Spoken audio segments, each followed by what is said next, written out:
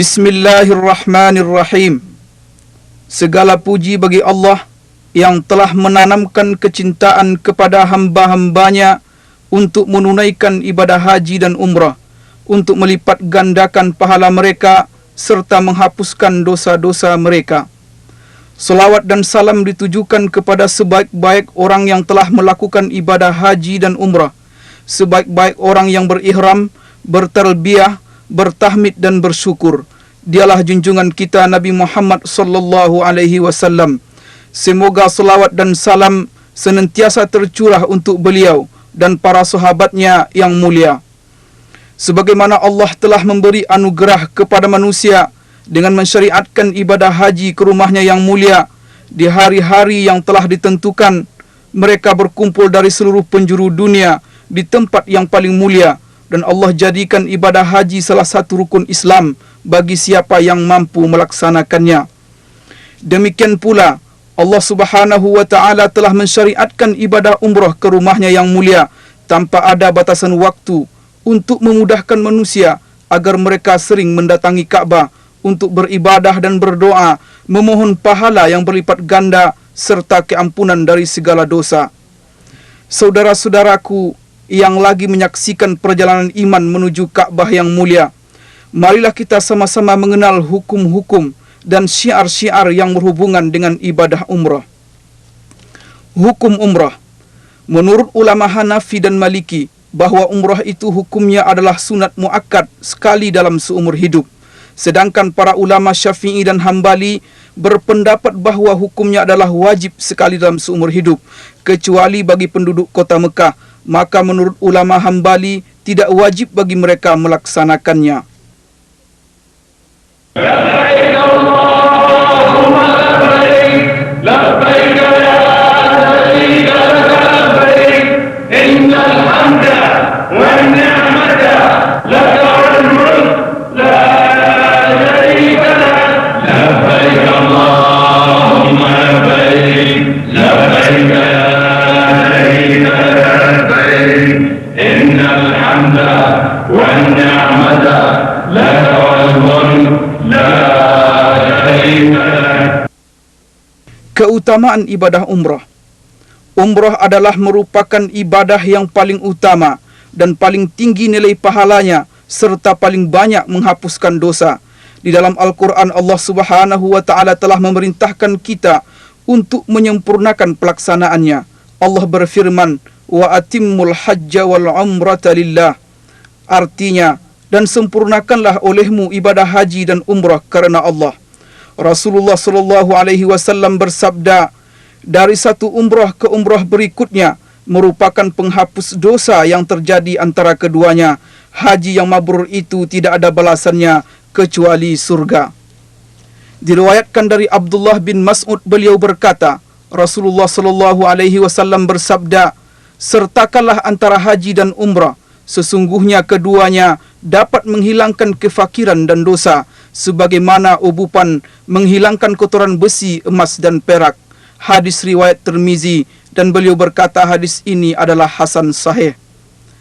Diriwayatkan dari Abi Hurairah radhiyallahu anhu, beliau berkata, Rasulullah sallallahu alaihi wasallam telah bersabda, barang siapa yang mendatangi rumah ini, artinya Ka'bah, dan tidak melakukan perbuatan-perbuatan yang tidak senonoh serta tidak pula berbuat fasik, niscaya ia kembali bersih dari dosa sebagaimana hari ketika ia dilahirkan oleh ibunya.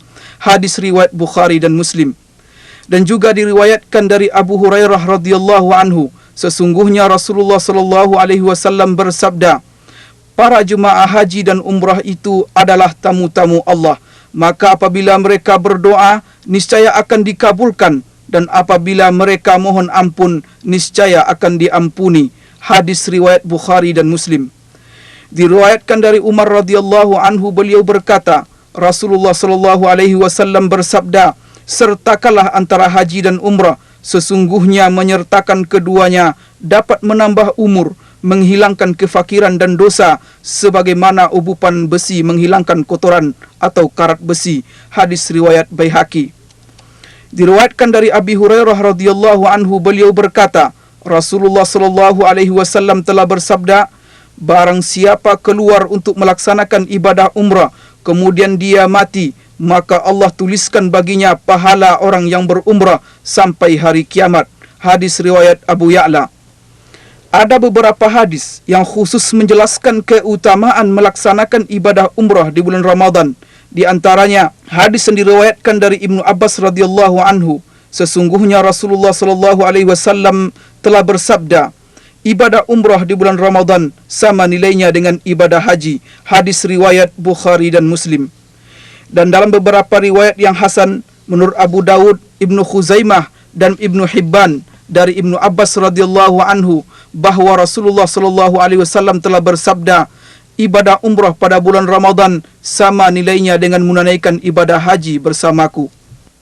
لبيك اللهم لبيك لبيك لا شريك لك لبيك إن الحمد والنعمة لك والملك لا شريك لك لبيك اللهم لبيك لبيك لا شريك لك لبيك إن الحمد والنعمة لك والملك لا شريك لك.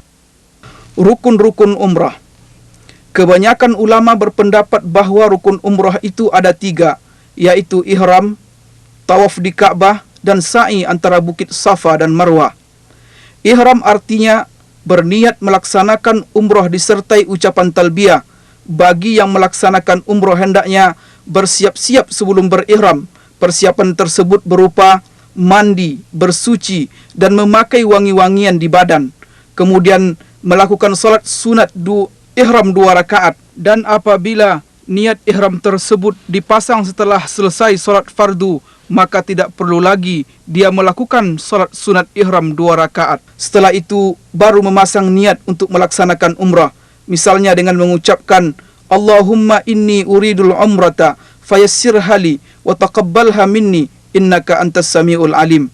Artinya, ya Allah, sesungguhnya aku berniat untuk melakukan umrah, maka berilah aku kemudahan dalam melaksanakannya dan terimalah ia dariku. Sesungguhnya engkau maha mendengar lagi maha mengetahui.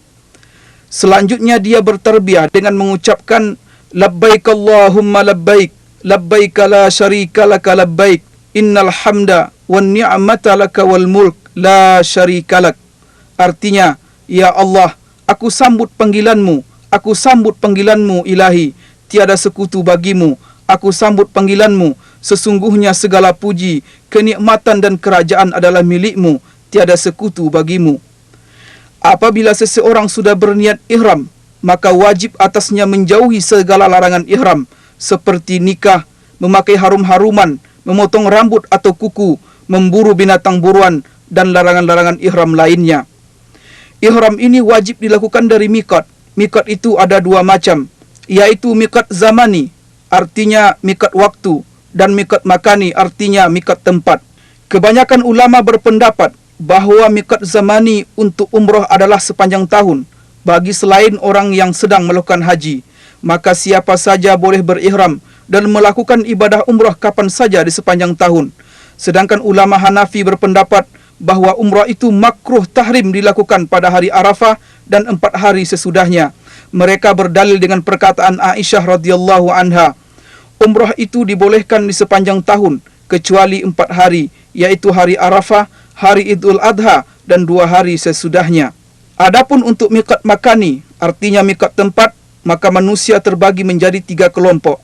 Pertama, afaki, yaitu orang yang tinggalnya di luar kawasan miqat. Apabila dia ingin melaksanakan umrah, maka tidak boleh melewati miqatnya kecuali dalam keadaan ihram. Rasulullah SAW telah menetapkan miqat bagi penduduk masing-masing wilayah. Diriwayatkan dari Ibnu Abbas radhiyallahu anhu, beliau berkata, sesungguhnya Rasulullah SAW telah menetapkan miqat untuk penduduk Madinah Zulhulaifah, yang lebih dikenal sekarang dengan Bir Ali, dan bagi penduduk Syam Al-Juhfa, dan sekarang mereka berihram dari Rabigh, dan bagi penduduk Najd Qarnul Manazil, sedangkan bagi penduduk Yaman adalah Yalam-Milam. Kemudian Rasulullah SAW bersabda, miqat-miqat tersebut adalah untuk masing-masing penduduknya dan juga bagi siapa saja yang melewatinya, yang berniat untuk melakukan haji dan umrah. Yang kedua, miqati, yaitu orang yang tinggalnya di kawasan miqat atau yang setentang dengannya atau di daerah setelah miqat sampai ke kota Mekah tapi masih di luar kawasan tanah haram. Maka miqat mereka adalah dari mana mereka berniat untuk melakukan umrah, dengan dalil sabdanya Rasulullah sallallahu alaihi wasallam, dan barang siapa yang tinggal dalam kawasan miqat atau setelahnya, maka miqatnya adalah dari mana dia berniat.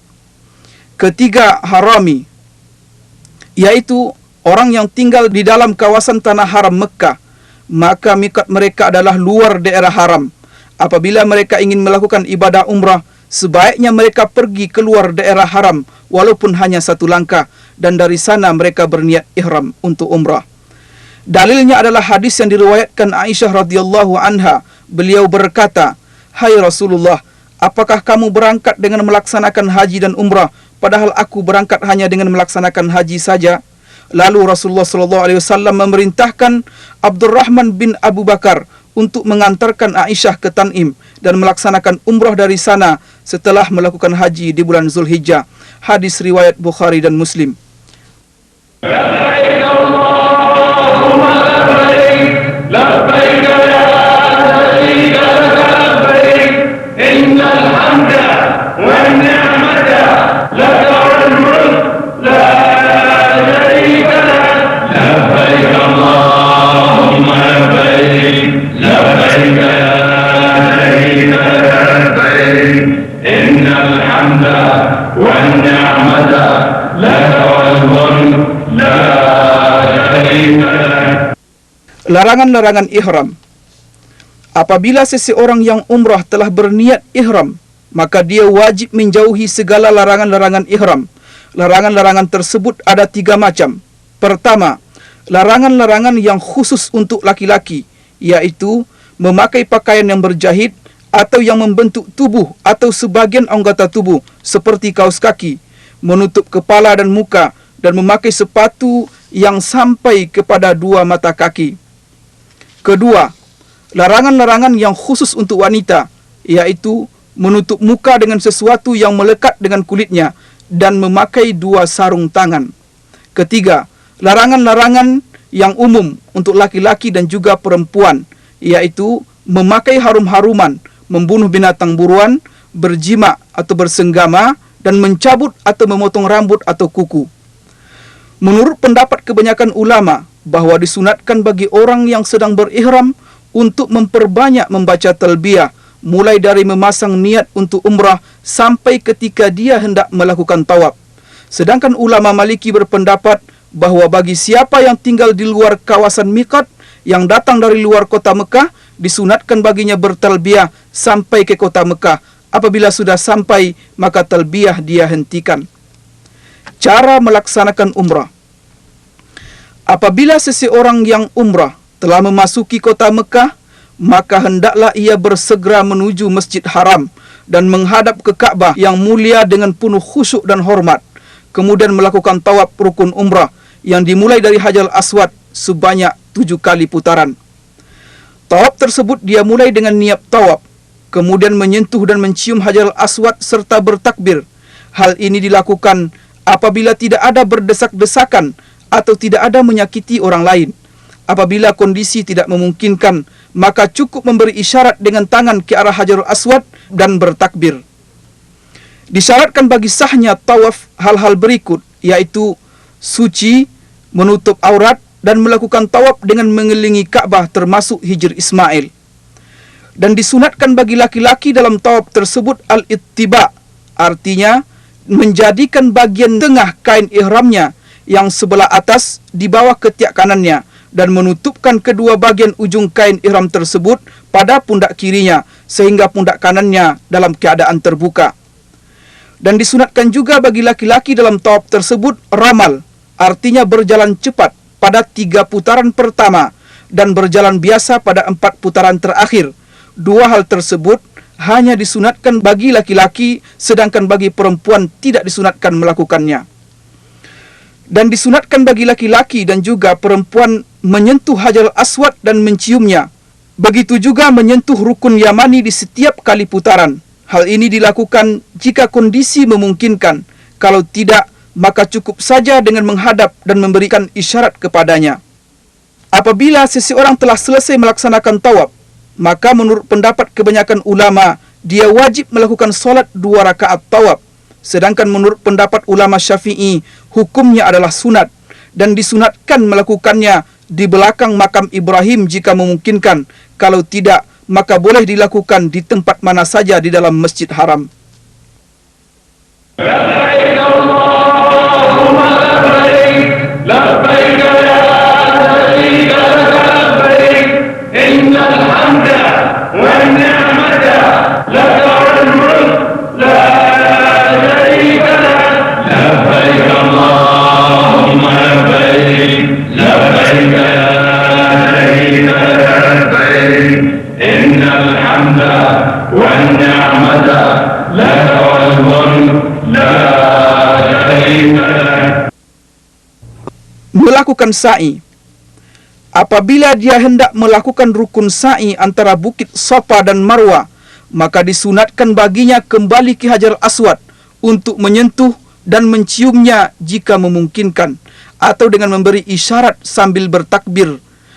Kemudian naik ke Bukit Safa sambil membaca ayat Inna Safa wal Marwata min sya'airillah faman hajjal baita aw i'tamara fala junaha alaihi an yattawafa bihima wa man tatawwa'a khairan fa innallaha syakirun alim.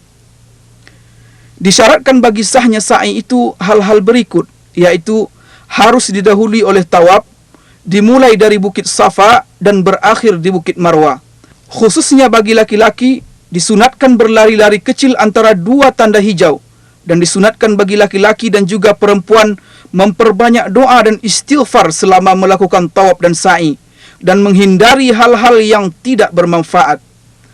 Apabila selesai melakukan sa'i sebanyak 7 kali putaran, maka dia diwajibkan mencukur atau memendekkan rambutnya. Kadar yang wajib menurut ulama Maliki dan Hambali adalah mencukur semua rambut atau memotongnya di seluruh bagian kepala bagi laki-laki. Sedangkan menurut ulama Hanafi, minimal 1/4 bagian kepala, dan menurut ulama Syafi'i, minimal 3 helai rambut. Dan mencukur bagi laki-laki lebih baik dan lebih banyak pahalanya. Adapun perempuan tidak dibolehkan kecuali memendekkan, kerana mencukur terlarang untuk mereka. لبيك اللهم لبيك لبيك لا شريك لك لبيك إن الحمد والنعمة لك والملك لا شريك لك لبيك اللهم لبيك لبيك لا شريك لك لبيك إن الحمد والنعمة لك والملك لا شريك لك لبيك اللهم لبيك لبيك لا شريك لك لبيك إن الحمد والنعمة لك والملك لا شريك لك لبيك اللهم. Meninggalkan beberapa hukum-hukum umrah. Barang siapa mendapat halangan yang memaksa untuk mengerjakan salah satu rukun umrah, maka hambatan tersebut menjadi faktor dibolehkannya seseorang untuk tahalul dari ihram umrahnya. Dan barang siapa yang meninggalkan salah satu rukun umrah dengan sengaja, seperti tawaf dan sa'i, maka dia berdosa dan wajib melakukan apa yang telah dia tinggalkan, dan ia tetap dalam keadaan ihram. Wajib menjauhi semua larangan-larangan ihram sampai dia datang serta mengerjakan apa yang telah dia tinggalkan, dan tidak akan luput darinya waktu umrah kerana waktu pelaksanaan rukun-rukunnya tidak terbatas. Barang siapa yang meninggalkan salah satu kewajiban umrah seperti mencukur, menurut kebanyakan ulama, maka ia berdosa dan wajib membayar dam sebagai gantinya. Dan bagi siapa yang meninggalkan salah satu hal yang sunat dalam umrah, tidak dikenakan denda apa-apa, cuman saja dia telah rugi, tidak mendapatkan pahala dan keutamaan-keutamaan yang telah dijanjikan Allah bagi orang yang mengerjakannya. Melaksanakan umrah untuk orang lain. Secara umum para ulama berpendapat bahawa boleh mengerjakan umrah untuk orang lain, kerana ibadah umrah Sama halnya dengan ibadah haji, boleh digantikan orang lain. Namun ulama Hanafi dan Hambali mensyaratkan bagi pelaksanaan umrah untuk orang yang masih hidup harus atas perintah dan izinnya. Sedangkan ulama Syafi'i mensyaratkan bahawa orang yang diumrahkan tersebut benar-benar kondisinya lemah dan tidak mampu untuk melaksanakannya sehingga harus diganti oleh orang lain. Tawaf wada. Menurut ulama Syafi'i dan Hambali, diwajibkan tawaf wada bagi jemaah umrah yang berasal dari luar Mekah apabila hendak meninggalkan kota Mekah. Sedangkan menurut ulama Hanafi dan Maliki, hukum tawaf wada tersebut adalah sunat.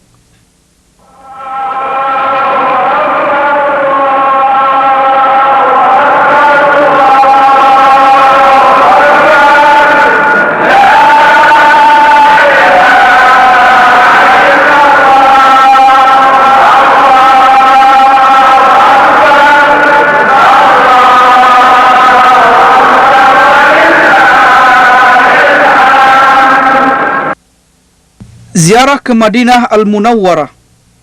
Madinah Al-Munawwarah adalah tempat hijrah dan berlindungnya Rasulullah sallallahu alaihi wasallam. Ia merupakan ibu kota Islam yang pertama. Dari celah-celahnya memancar sinar dan cahaya Islam ke seluruh penjuru dunia.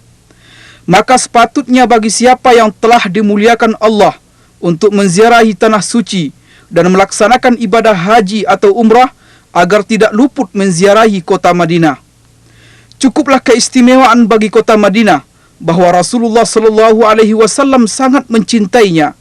Dalam sebuah hadis yang diriwayatkan oleh Imam Bukhari dari Anas radhiyallahu anhu, beliau berkata, sesungguhnya Nabi sallallahu alaihi wasallam apabila datang dari musafir dan dari kejauhan melihat kota Madinah, maka beliau mempercepat jalannya, dan apabila beliau menaiki kenderaan, maka beliau gerakkan agar berjalan cepat kerana saking cintanya kepada kota Madinah.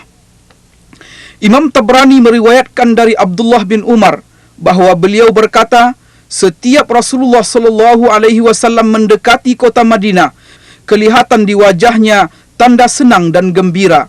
Di antara bukti kecintaan beliau kepada kota Madinah, ia jadikan Madinah sebagai tanah haram, sebagaimana Nabi Ibrahim telah menjadikan Mekah sebagai tanah haram.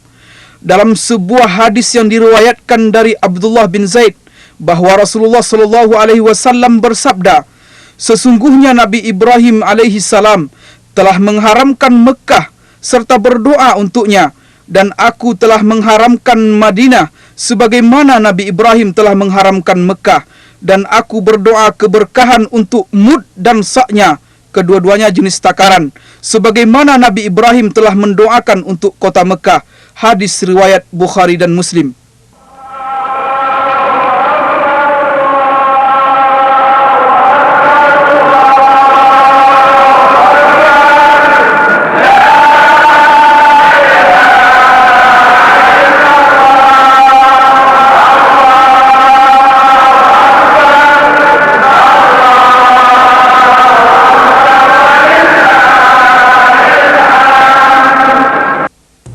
Di antara doa Rasulullah sallallahu alaihi wasallam untuk kota Madinah adalah seperti yang diriwayatkan oleh Muslim dari Abu Sa'id Al-Khudri bahawa beliau mendengar Rasulullah sallallahu alaihi wasallam berdoa, ya Allah, sesungguhnya Nabi Ibrahim telah mengharamkan Mekah dan dia jadikan sebagai tanah haram.